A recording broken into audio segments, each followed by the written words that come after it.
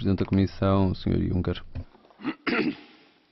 Sehr verehrter Herr Präsident, Monsieur le Président du Conseil. Sr. Presidente, Sr. Presidente do Conselho Europeu, Senhoras e Senhores Deputados. Vista da violência fanática, cega. Isso é o que milhares de refugiados sentem cotidianamente na Síria e alhures, e é isso que eles tentam fugir. E quando vêm para a Europa, muitas vezes, acabam nas mãos de traficantes que, com um investimento curto, com a compra de algumas embarcações baratas, conseguem gerar receitas enormes de 3 a 6 mil milhões de euros apenas para o ano 2015. Esse tráfico de seres humanos é que nós queremos substituir por uma passagem de requerentes de asilo controlada e legal. É esse o objetivo do acordo que foi concluído no dia 18 de março entre a União Europeia e a Turquia e que nós começamos a colocar em prática. Ou aceitam que a lei seja ditada por traficantes e criminosos no mar Egeu, ou aceitam os pontos bem fundamentados dos objetivos do acordo que caracterizam a relação em matéria de refugiados entre a União Europeia e a Turquia. É claro que não é fácil. Desde o início que eu digo, será um trabalho hercúleo e exige um trabalho sério, a responsabilidade das autoridades turcas e gregas, mas é a responsabilidade de todos nós. A Comissão está em trabalho com o seu coordenador, o Sr. Martin Verbey, que trabalha de uma forma próxima com as agências europeias, com as autoridades gregas e turcas, para as ajudar na implementação prática deste acordo, respeitando plenamente o direito internacional, o direito europeu e o direito internacional. Por isso, desde 4 de abril, a partir do momento a partir do qual começou em funcionamento o acordo, foram enviados 325 migrantes económicos de Grécia para a Turquia e 619 refugiados legais sírios vieram da Turquia para a Europa. Ora, todos temos que estar à altura deste processo para colocar em prática este processo de retorno e de instalação. A nossa responsabilidade pelos refugiados, Sr. Presidente, claro que não acaba na fronteira externa. O ponto de partida da planação com a Turquia é que nós estamos em conjunto e queremos dar uma perspectiva de futuro e uma possibilidade de vida para estas pessoas. É por isso que temos estes 3 mil milhões, este instrumento que é este fundo que é tão importante, e é importante que em 2018 surjam ainda mais 3 mil milhões. Por fim, ou no fim das contas, estes fundos não são entregues à Turquia, como alguns têm andado a escrever ou a dizer, mas vai diretamente para os refugiados, para os ajudar, que precisam de um abrigo, que precisam de escolas para as crianças, porque estas têm o direito ao futuro e precisam de comida. Por isso, estamos prontos para começar a colocar em funcionamento os primeiros projetos com base nestes 3 mil milhões de euros. Ora, por exemplo, já transferimos dinheiro para dar escolaridade a 10 mil crianças.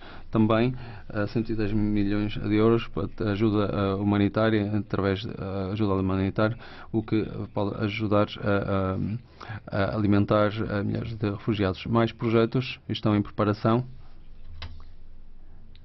e entrarão em preparação muito em breve. Também se coloca a questão, provavelmente aqui também, se a Turquia é um parceiro fiável. Bom, naturalmente, isso não se pode esquecer. Este é um tema que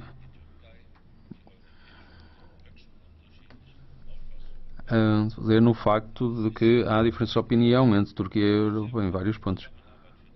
Mas, no que toca ao trabalho com os refugiados, a nossa abordagem relativamente a outras questões mantém-se inalterável, nomeadamente as nossas críticas relativamente à liberdade de imprensa, à falta de liberdade de imprensa.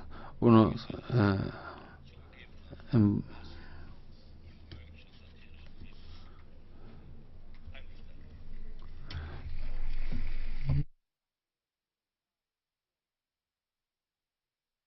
bom, por exemplo, não podemos ter comentários como, por exemplo, do embaixador alemão completamente satíricos, porque nós não aproximar a Turquia não ajuda, não é construtivo. Nós temos que criar condições para ter diálogo, para que podermos discutir de uma forma aberta as nossas diferenças com a Turquia com uma distância adequada. E a Turquia, de qualquer forma, está nas negociações de aproximação connosco com a candidatura, e isso é algo que só posso louvar. Todas as soluções que nós temos, o trabalho com a Turquia é, de qualquer das formas, a melhor solução. Sozinhos é difícil, porque uma fronteira tem sempre dois lugares e é melhor a trabalhar em conjunto do que contra o vizinho. E também há uma outra coisa que temos que estar conscientes. A Turquia, sozinha, tem quase 3 milhões de refugiados no seu território, mais do que qualquer outro país europeu e toda a União Europeia em conjunto. O nosso vizinho turco também não pode ser deixado de mãos a abanar com esta responsabilidade em mãos. Temos também a responsabilidade de ser solidários para com eles. Só se conseguirmos demonstrar solidariedade uns com os outros é que poderemos também mostrar solidariedade para aqueles que precisam de nossa ajuda.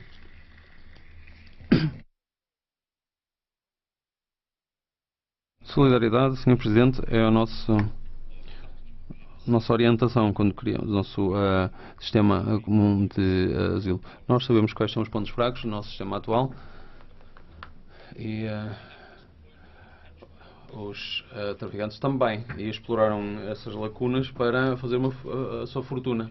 A semana passada a Comissão publicou as opções para a reforma. Eu acho que precisamos de fazer três coisas mais do que urgentemente. Em primeiro lugar, temos que esclarecer qual é o país que é o Estado-membro que é responsável por tratar um determinado dossiê de um determinado refugiado. Isto é a base do nosso sistema de refugiados, tem que ser viável, tem que ser sustentável, mesmo em situação de crise, tem que funcionar. Em segundo lugar, temos que garantir que todos, homens, mulheres, crianças, recebem o mesmo tratamento igual, justo, sejam onde estejam, e por isso temos que harmonizar os nossos procedimentos de asilo. E temos que garantir, em terceiro lugar, que todos os Estados, todos os refugiados ou requerentes de asilo ficam no país onde foram atribuídos, e isso é a única forma de mantermos a ordem e que eles respeitem as suas obrigações ao mesmo tempo que obtêm essa proteção. De qualquer das formas, há uma palavra que é transversal a tudo isto, que é a solidariedade. Não podemos abandonar nenhum Estado-membro para que tenha que lidar com a crise sozinho. A posição geográfica de um país não deve definir a parte do trabalho, a parcela do trabalho que tem que fazer. Eu quero que o nosso sistema de asilo seja o melhor do mundo e eu gostaria que esta Casa ajudasse a construí-lo. Tem a oportunidade para nos guiar antes de apresentarmos a nossa proposta no mês que vem e peço-vos que partilhem connosco as vossas ideias hoje. Bom, eu estou muito contente por o Conselho Europeu de 18 de março ter aprovado a estratégia da Comissão Europeia para crescimento e estadual. Ora, que isto é um plano para termos finanças em ordem, ao mesmo tempo que temos crescimento e prosperidade. Esta estratégia está a mostrar os seus primeiros resultados agora. O crescimento na Europa continua frágil, o crescimento continua insuficiente e nós continuamos a ter 22 milhões de europeus desempregados e enquanto tivermos 22 desempregados não podemos decretar que a crise acabou. Um dia antes do Conselho Europeu, a Comissão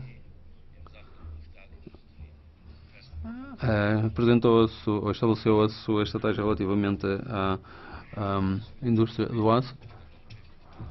Eu não posso dizer que o problema do setor do aço não é grave. A indústria do aço mudou muito, deixou de ser uma indústria pesada, é uma indústria que agora é muito baseada na tecnologia e os profissionais do aço já não são trabalhadores operários que apenas tenham músculo, são pessoas com alta qualificação, muito capazes e que precisam e que merecem todo o nosso apoio na União Europeia. Por isso, temos que trabalhar com toda a energia contra práticas injustas a nível comercial.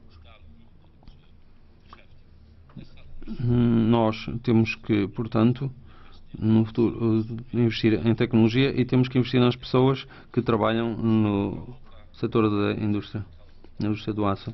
Há 16 mil trabalhadores do aço na Europa, mas eles têm um efeito multiplicador na economia europeia e estes postos de trabalho têm que se manter na Europa e isso é absolutamente crucial. Sr. Presidente, o comércio livre deve ser também justo. Free, mas também fair. Estamos agora a investigar a situação dos produtos aço chineses para ver se houve dumping no mercado e, se for necessário, tomaremos outras medidas.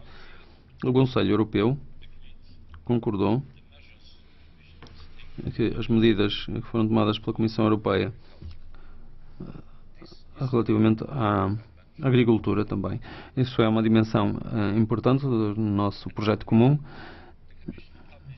A semana passada a Comissão também publicou o Plano de Ação sobre o IVA, que permite aos Estados-membros maior liberdade para estabelecer a taxa de IVA de acordo com as suas prioridades.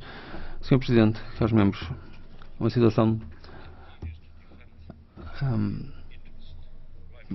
complicada. A Comissão Europeia continua a defender o interesse europeu, apresentando soluções e construindo pontes, e esse é o nosso trabalho, criar estabilidade, e é isso que pretendemos continuar a fazer. Obrigado.